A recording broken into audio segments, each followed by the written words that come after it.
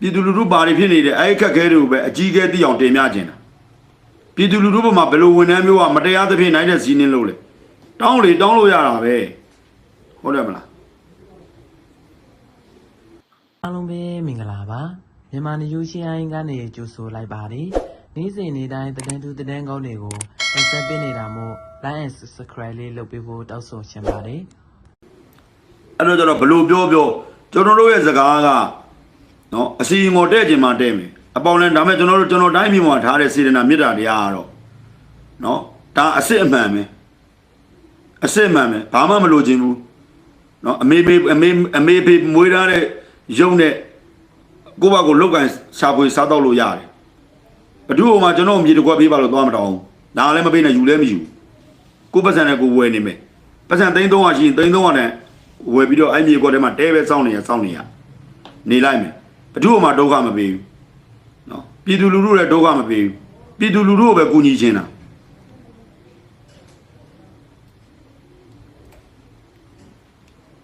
ဖမ်းရရှိလဲဖမ်းလိုက်ဗျာသွားချုပ်တယ်အခုကတိုင်းပြည်အဖက်ဘက်ကကြည့်လိုက်အဖက်ဘက်ကအားလုံးစုပ်ယုပ်နေတာအဲ့စုပ်ယုပ်နေတာကိုပြင်ဖို့ကိုပြောတာအဲ့စုပ်ယုပ်နေတာကိုပြင်ဖို့ကဘယ်သူပြင်ရမလဲသိလားဝန်ထမ်းတွေကနေပြီးတော့မှပြည်သူလူထုကိုပြင်ပေးရမှာပြောချင်တာဘယ်လိုပြင်ပေးရမလဲသိလားဘာအနောင်ဖွဲမှထားမနေနဲ့ကျွန်တော်ရှင်းလေးပြောမယ်ဆိုင်ကယ်တစ်စီးအုပ်ထုပ်မဆောင်မှလား3000ချလန်ပြက်စီပင်သားရအခွန်သွင်းတိုင်းပြည်ဘယ်ဘက်ကပဲကြည့်အဲ့စီပင်သားရအခွန်ရောက်သွားရင်လေအဲ့ခွန်နိုင်ငံတော်ဘဏ္ဍာဖြစ်လားကျွန်တော်လည်းမသိဘယ်လိုနားနေရမှန်းမသိတော့အဲ့တော့ဝန်ထမ်းတွေကလည်းသူ့ခက်ခဲအကြက်တဲတွေဟာမျိုးစုံအစိုးရကလည်းပြည်သူဝန်ထမ်းကိုလုံလောက်တဲ့လာတာမပေး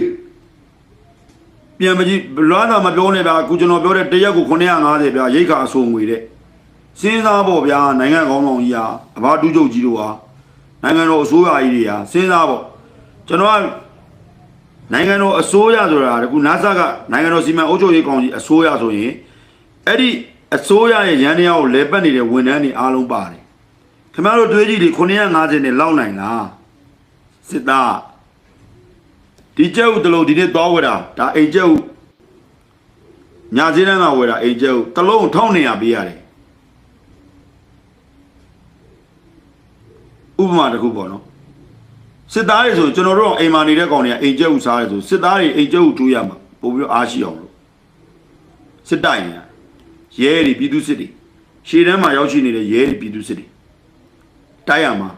ဒါအိမ်ကျုပ်950အဆိုငွေဘလို့သွားလို့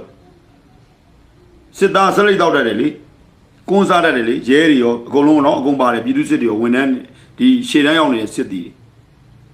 အဲ့950တွေတော့တိုးပေးဖို့လောက်ကြပါဦးနော်တယောက်ကို9000တော့တိုးပေးပလိုက်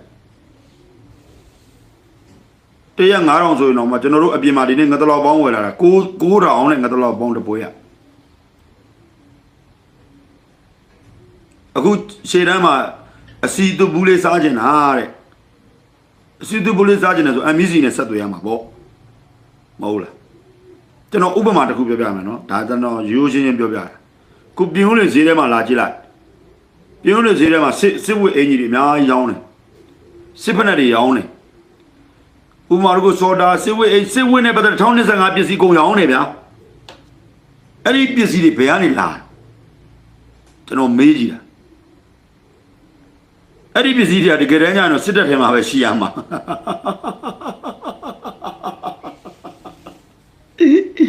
အိုးမဝါယာလက်တို့ဘာလို့မိထီလာဆိုလို့ရှိရင်တော့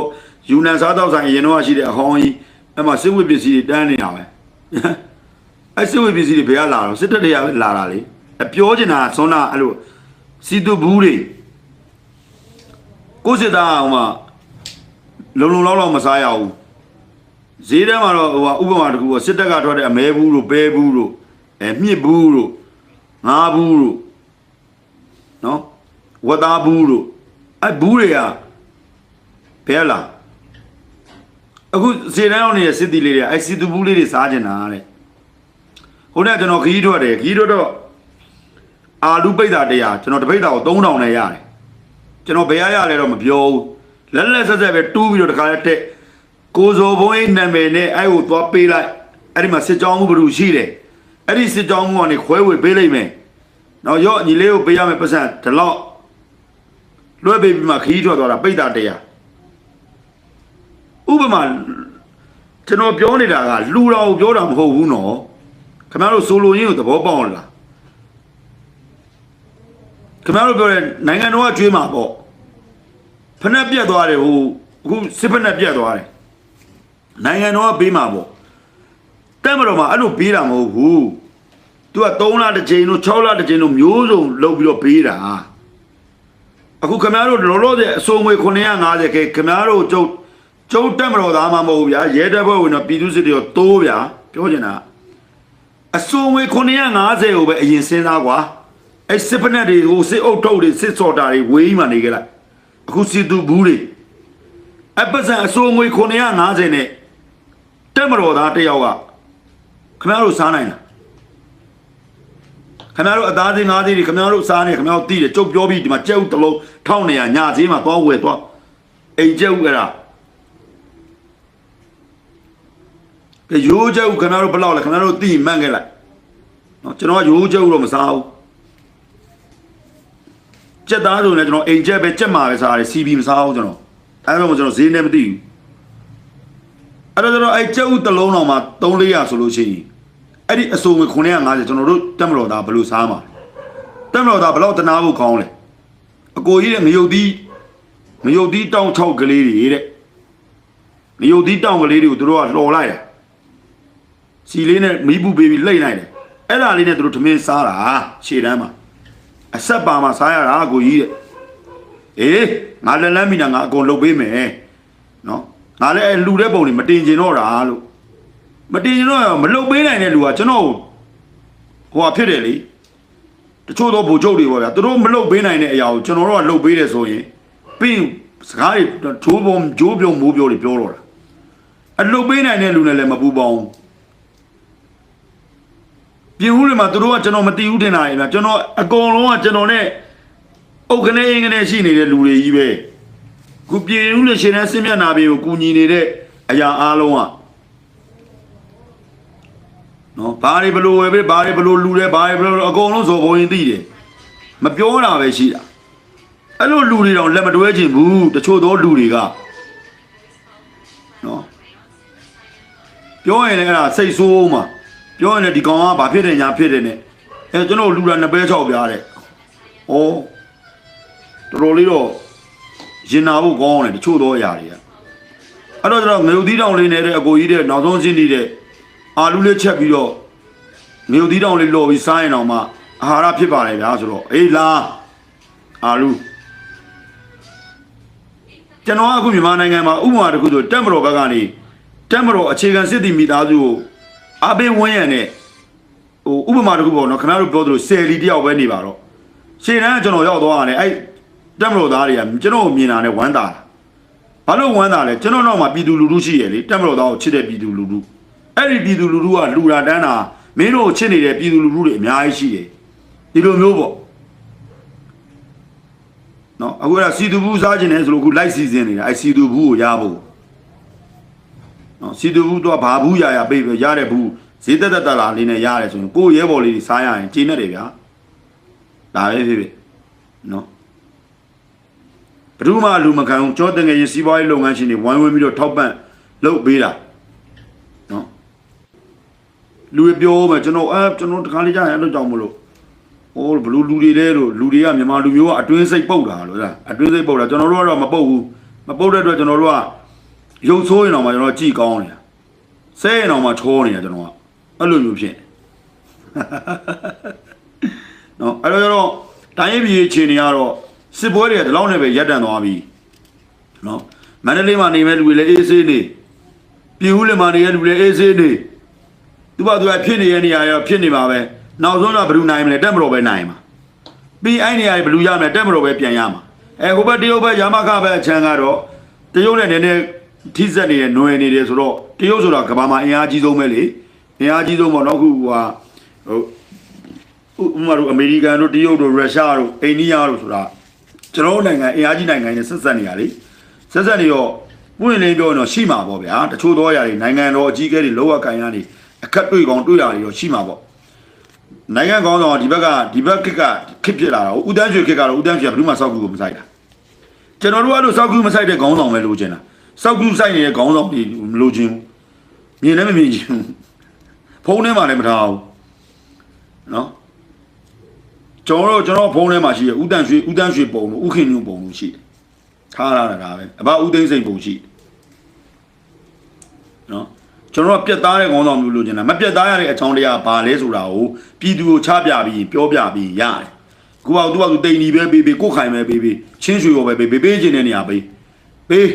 တိုင်းပြည်ငင်းချမ်းဖို့လိုတယ်အဲ့ဒီပေးလိုက်တာလေဥမာကိုကန့်ကိုပေးတယ်ထား